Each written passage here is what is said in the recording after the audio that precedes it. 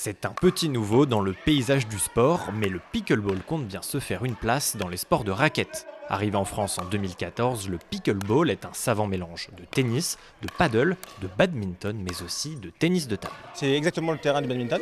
On a également à côté de ça le filet du tennis. On retrouve la prise de raquette du tennis de table et on a également une raquette qui ressemble très fortement au paddle. On va de 1 à 11 points. C'est le premier à 11 points avec 2 points d'écart. Et on a un sport qui se joue avec les points qu'on gagne uniquement quand on a le service.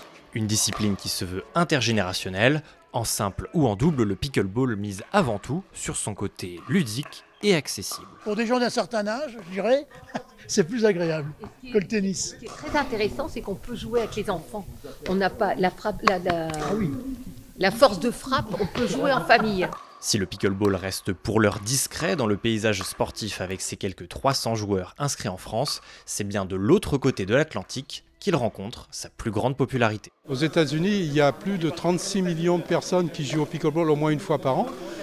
Et 8 millions et demi de personnes qui jouent plus de 8 fois par an. Ça veut dire que c'est des gens qui jouent habituellement. Reste encore une question, d'où peut bien venir ce nom du pickleball, pickle signifiant cornichon en anglais, mais ici rien à voir avec le condiment. En 1965, un Américain voulait construire dans son jardin un terrain de tennis.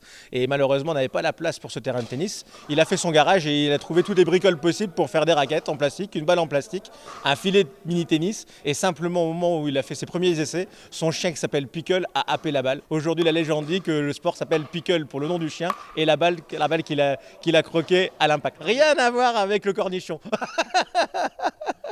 L'idée de cette intégration au sein du tennis club de la Gaubretière est aussi de redynamiser le club après des années Covid, synonyme d'une baisse de fréquentation. Avec un investissement compris entre 4 et 5 000 euros, le pickleball permet aussi de quadrupler la capacité d'accueil.